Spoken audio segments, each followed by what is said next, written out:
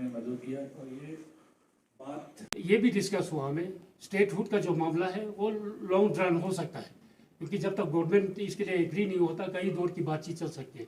लेकिन जो स्टूडेंट का मसला है अनएम्प्लॉयमेंट और रिक्रूटमेंट से रिलेटेड, उसको मद्देनजर रखते हुए सेकंड जो हमने मुद्दा रखा है इसमें, उसमें ये रखा है कि डोमिसाइल लॉ तो एक्सेप्ट नहीं करेंगे, लेकिन जो रिक्रूटमेंट प्रोसेस है वो 1 महीने के अंदर, इसीलिए हम जोर दे के कह रहे हैं 1 महीने के अंदर आप पीआरसी को रेजिडेंट सर्टिफिकेट हो या जो भी ऐसा कानून डॉक्यूमेंट जिससे कि कोई कैंडिडेट जो है वो अपना लद्दाखी रेजिडेंट होने का प्रूफ दे सके, तो रिक्रूटमेंट प्रोसेस होना चाहते हैं।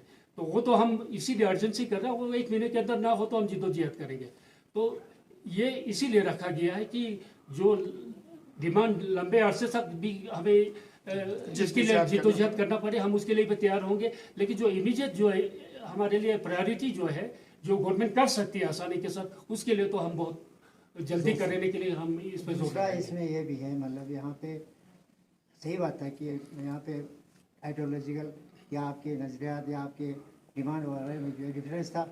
अब ये सब एक प्लेटफार्म पे आके जो है हमने सिर्फ एक डिमांड बाकी तो उसके साथ साथ आ जाएगा। ज्वाइंट कमेटी हमारी नहीं है, ये गवर्नमेंट ऑफ इंडिया की MHA के ही रिकमेंडेशंस हैं कि apex body as well as Kargil democratic alliance की एक ज्वाइंट कमेटी बनाई जाएगी।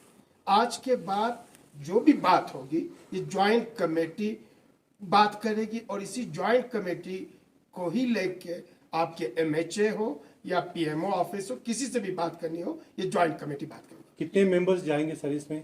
अब ये मेंबर्स अभी फाइनल डिसीजन से नहीं है, ये डिपेंड कर लेता है कि वो कितने मेंबर्स को अलाउ कर लेते हैं MHA।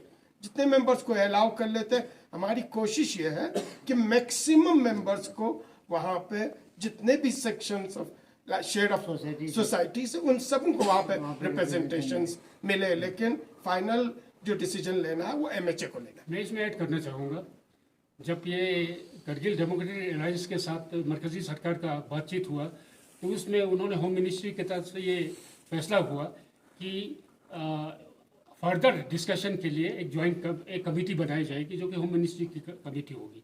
उसमें उन्होंने ये कहा था कि एपेक्स बॉडी की तरफ से 2 नॉमिनेशंस होंगे, करगिल डेमोक्रेटिक अलायंस की तरफ से 2 नॉमिनेशन एक्सेप्ट करेंगे, बाकी मेंबर ऑफ पार्लियामेंट और ऑटोनोमस हिल डेवलपमेंट काउंसिल है और करगिल के जो चेयरमैन है CEC वो एक्स ऑफिशियो वो मेंबर होंगे। तो उस पर हम लोगों को एतराज़ इसलिए है क्योंकि हम चाहते हैं इस तरह की बातचीत में जितना भी सोशल रिलीजियस ऑर्गेनाइजेशन के रिप्रेजेंटेटिव हो या पॉलिटिकल पार्टीज के रिप्रेजेंटेटिव हो वो भी शामिल हो। इस वजह से करगिल डेमोक्रेटिक अलायंस ने जो अभी मीटिंग की है उन्होंने 4 नामों का सुझाव रखा है। हम भी 4 या 5 नाम सुझाव रखेंगे और हमें पूरी उम्मीद है होम मिनिस्ट्री उसको करेंगे। और जो मीटिंग में जाएंगे वो ज्वाइंट डेलीगेशन होगा, एपेक्स बॉडी के नाम से जाएगा, केडी है जो केडी के नाम से जाएगा, लेकिन ये ज्वाइंट कमेटी के मेंबर के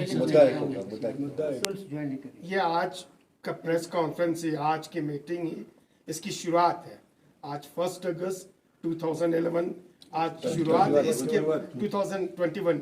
इसके बाद जितने भी इश्यूज हैं जो अभी मेन हमारे इश्यूज यहाँ पे हाईलाइट किए गए 4 इश्यूज हैं, उसके अलावा भी लद्दाख से रिलेटेड कोई भी इश्यूज उठे तो यही ज्वाइंट कमेटी इन इश्यूज को हाईलाइट करेगी। प्रोटेस्ट करना पड़े, धरना देना पड़े, शटडाउन करना पड़े, पूरे रोड पे आना पड़े, जो कुछ भी करना पड़े इन डिमांड्स को फुलफिल करने के लिए ज्वाइंट कमेटी कर देगी। यार आपको गलतफहमी ये है, ये खुद ही पॉलिटिक्स है। ये जो हम डिमांड्स कर रहे हैं, नहीं प्लीज अब थोड़ा सा मैं क्लियर कर दूं, ये पॉलिटिक्स हटा के जो आप बातें कर रहे हो ना, आपका लद्दाख के लिए स्टेटहुड ये पॉलिटिकल इशू है, आपके लोकसभा के लिए सीट ये पॉलिटिकल इशू है, resident certificate for unemployed educated youths ये पॉलिटिकल इशू है, आपका कॉन्स्टिट्यूशनल सेफगार्ड ये पॉलिटिकल इश्यूज है। तो पॉलिटिक्स को आप हटा नहीं सकते हैं। हाँ, आपको पार्टी पॉलिटिक्स से ऊपर उठ के लद्दाख के लिए आपको उठाना है। इसीलिए ये सारा जितने भी political, religious, socio, student unions की जितने भी आपको यहाँ पे एक गैलेक्सी दिखाई दे रहा है, इन सभी उससे ऊपर उठ के लद्दाख के वेलबींग के लिए, लद्दाख के वेलफेयर के लिए, लद्दाख के डेवलपमेंट के लिए उठिए।